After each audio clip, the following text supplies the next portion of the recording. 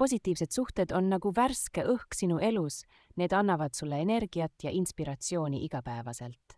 Ümbritse end inimestega, kes usuvad sinusse ja julgustavad sind ka siis, kui sa iseendasse ei usu.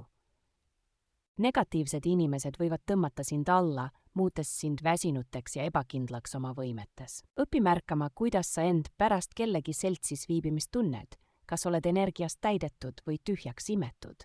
Positiivsed inimesed inspireerivad sind kasvama ja arenema, pakkudes konstruktiivset tagasisidet, mitte lihtsalt kriitikat. Ümbritse end nendega, kes tähistavad sinu võite, nagu need oleksid nende omad, ilma kadeduse või konkurentsita.